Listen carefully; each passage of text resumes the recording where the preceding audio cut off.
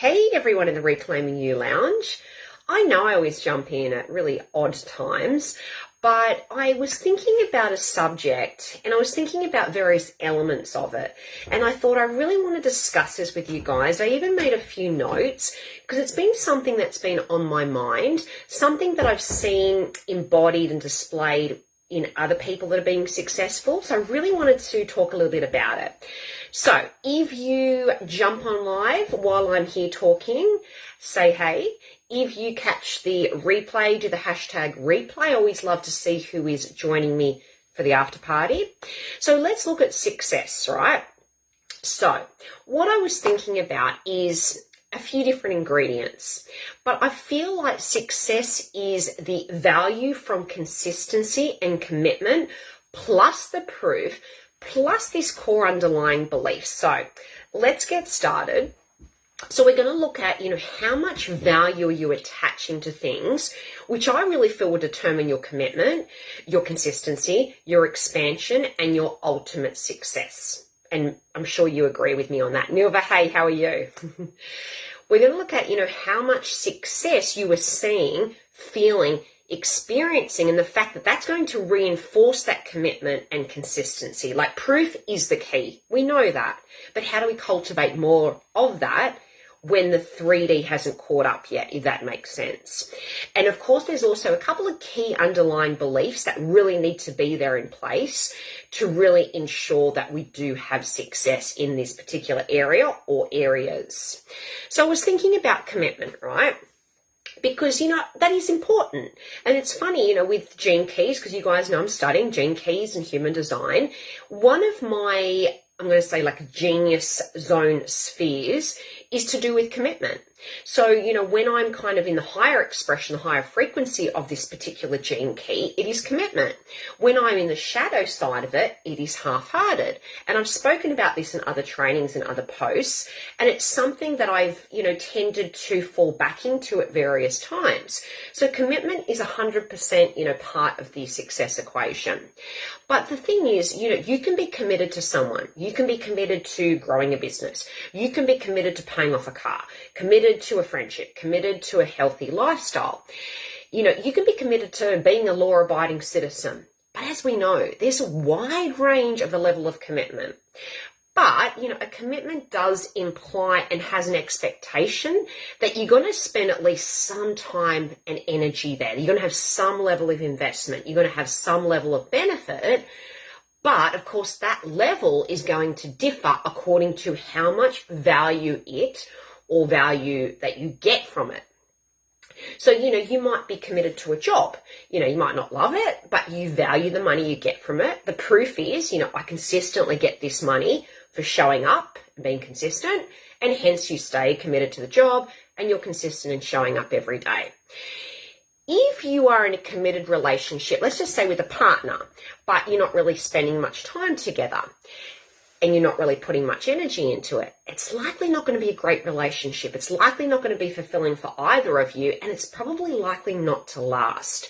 You do need some level of consistency. So, consistently spending time together, consistently maybe showing them affection or love, and I dare say it, it is underpinned by how much, first of all, you value it or value you're getting from it, but also the proof. So it's like you need to be seeing the proof. You see the proof that, hey, I make this nightly dinner that you're consistently preparing.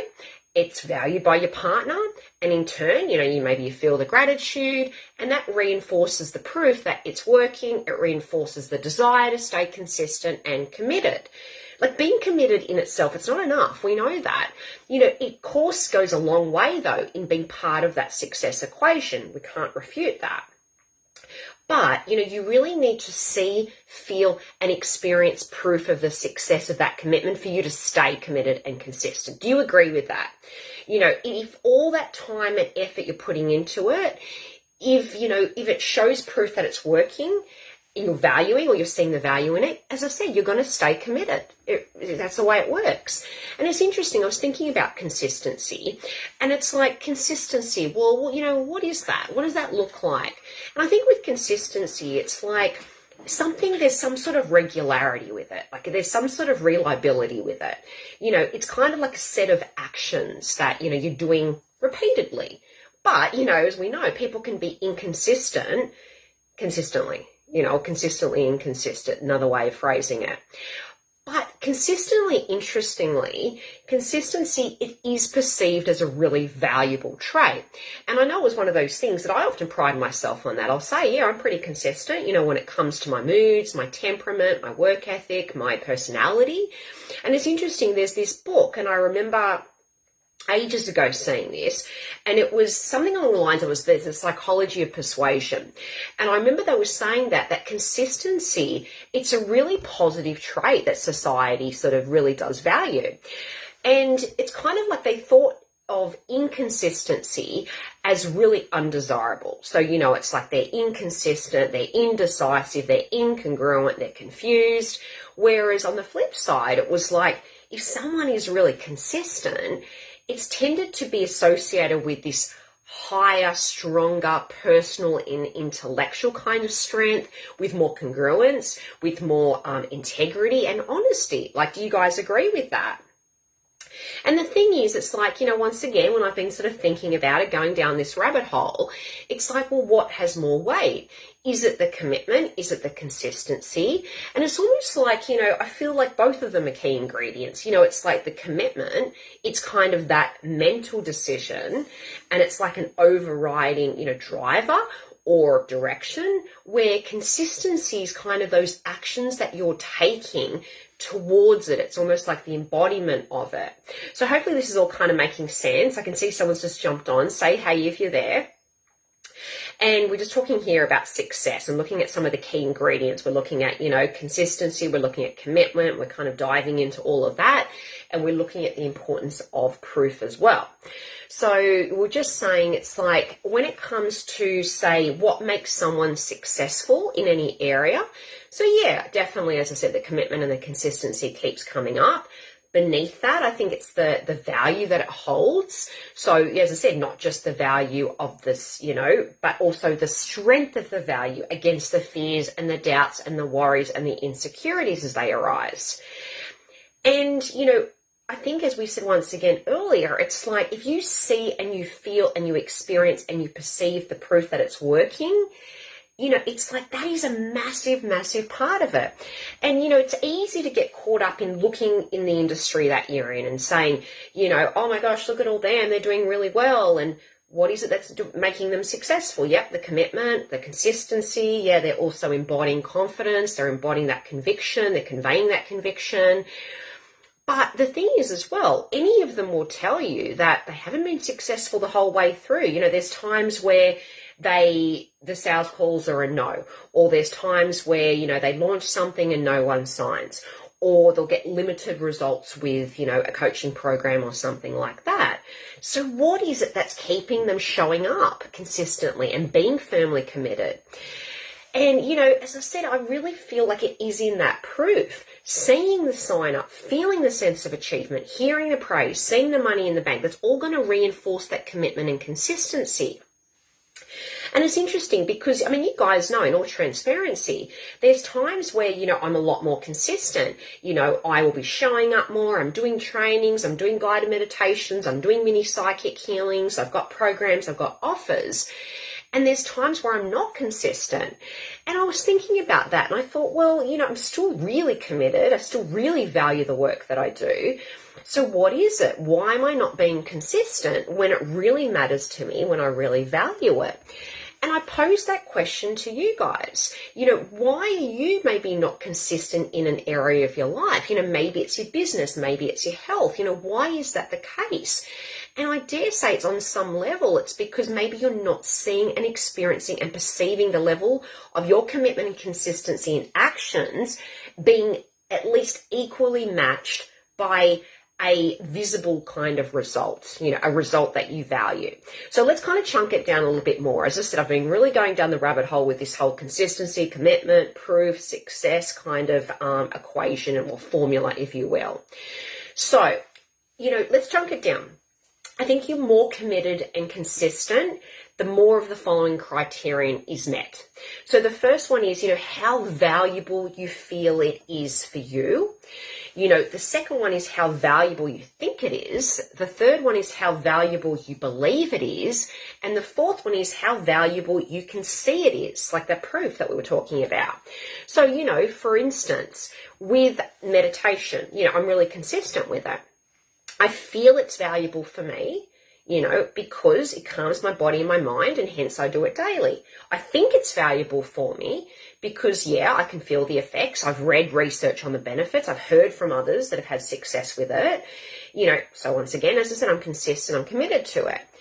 With the belief, I strongly believe after all these years that it's really valuable, that it's helped me in my body, mind, and soul. Hence, I continue to show up and do it consistently.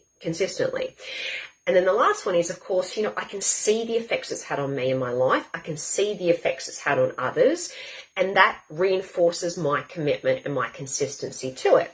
Same likewise with cleaning your teeth twice a day. I feel better, like I feel I have better oral health. I think that cleaning your teeth twice a day is the right thing. That's what I've heard others say. It's what I've heard medical experts or dental experts say. I believe it wards off cavities because I've always done that, clean my teeth twice daily, and I don't have any cavities. So I can see the proof, and that's reinforcing it. So I'm staying committed and consistent to twice daily teeth brushing. So it's like your success in any area comes down to proof, your commitment and your consistency, and your actions are working. So, with all of this in mind, how do we leverage these ingredients, these parts of this success formula, apply it to an area of our lives that we're currently perceiving is not working or that we're stuck in? So the first thing is you want to install the thought, the story, and the belief that it is working. Everything works out well for me. You need to, step 2, take on that identity and develop the self-concept of someone that, everything works out well for me. I am successful. So it's kind of almost taking that thought, that story, that affirmation, that one step further. It's like stepping into that identity of someone that everything works out for. So it's like if you were someone that everything worked out for, how would you show up? What would you say? What would you think? How would you hold yourself? So it's like that kind of identity level shift that people talk about. Really, really important for lasting change. The third one is, and this is really important, and I've been doing this more and more, and I really encourage other people to do this. I'm working with a lady at the moment, and, it's something that I'm constantly kind of reminding her, and as I said, I remind myself that it's like we need to get the reticular activating system on board working for us. So, you know how, for instance, if you want a black BMW, you start seeing black BMWs everywhere. If you want to see a red car, you like red cars, you start seeing, oh my gosh, there's so many red cars on the road, because it's like your reticular activating system, it's been activated to look for that. So it starts seeing that. So it's the same thing. It's like, look for all the things that are working for you. Because, this is something that was working against me for a long time, in the sense that that was a limiting belief. It was something like I felt that things weren't working for me. So, of course, my reticular activating system, my subconscious mind, it was showing me the proof of all of the ways that things weren't working for me. So, it's really training your brain, as I said, starting to look for all the proof of things that are working. It could even be minimal. It could be, oh, wow, I've got a new subscriber to my YouTube channel. I got, 10 views on this. I got 2 likes. I got more website visits. I got, 2 compliments today. Whatever it is, it's like really training the brain, getting that reticular activating system to work for you. And as we know, it's all to do with our perception as well. It's like you jump on a sales call and just say it doesn't work, rather than thinking, I'm a terrible salesperson, reframe it. It's not an aligned client. That's okay. So many opportunities to work for clients that are aligned with me, or whatever, something like that. So the fourth thing, is to really look, Tracy Ann, hey, how are you? So we're just looking at some of these key things to get success in any area where you're currently feeling that you're stuck. So we're saying, installing the thought, story, and belief that it's working, everything works out well for me, taking in that identity of someone that things are working out really well for. So that's that whole self-concept.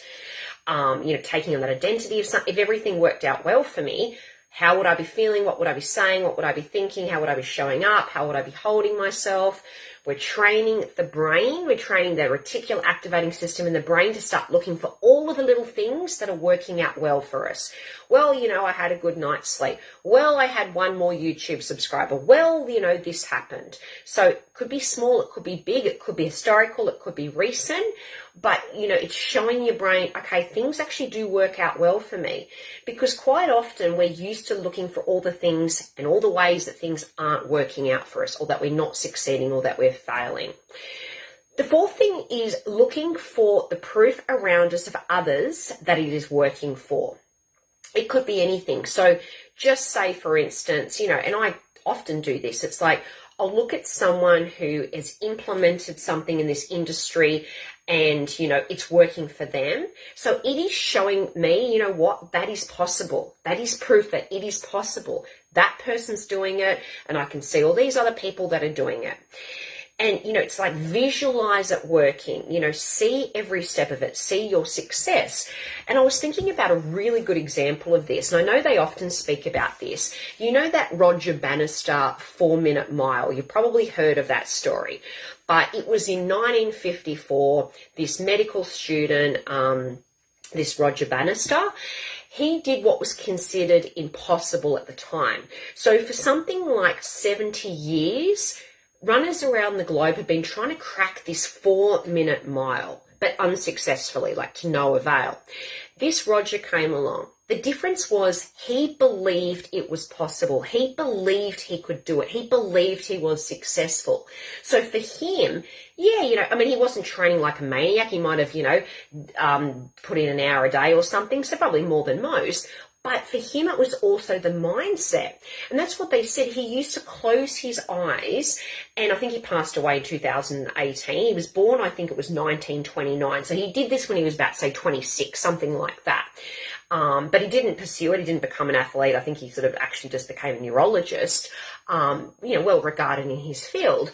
But the thing is, that's what he was doing. It was, for him, it was the mindset. It was like really visualizing step by step him, finishing the finish line successfully, cracking that the 4 minutes in that mile, believing he could do it, hearing the crowd. So it was that kind of that combination of believing, first of all, that everything worked. It was possible for him. He could do it. He could achieve it. He could win. He was successful. And then it was really visualizing it step by step, how he would feel, what he would experience when he actually achieved that desired outcome. And it was interesting, as soon as he did that, it wasn't that long after, I think they said something like 46 days after he had achieved that historic feat, it was then that this John Landy, an Australian runner, he followed him and actually broke that and beat it by a full second or something like that. And then, it was like maybe a year after that of Landy's record that then other runners started to break that 4-minute mark. So it was almost like what happened is it was like for all that time, those decades, that 70 plus years, there was that mindset that they couldn't surpass, they couldn't, achieve that breaking the 4-minute mile code. When it was finally, that limit was broken, it showed others, oh my gosh, there is the proof that this can work. There is the proof that this is possible.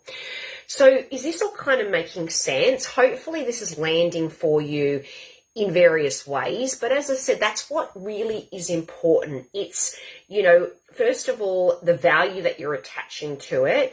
It's the commitment. It's the consistency. It's the proof that it is working. Surround yourself, saturate yourself with the proof of all the little things that are working out well for you, all the examples around you of where it's working, really seeing that, holding that vision. And as we said, not always easy, because sometimes we've got to have that faith before the proof has actually shown up. That's not easy. But yeah, just run this through your filter, try and emphasize, listen, re-listen, make some notes, and let me know how you go. But as I said, I really do feel that this is the key to the key to the key to success. So anyway, have a good rest of the night. What is the time now? 4:30. It's actually sunny here at the moment. It was overcast earlier, so I might walk the dogs. We've got date night tonight. And anyway, have a great weekend, and I will see you guys next week. Bye.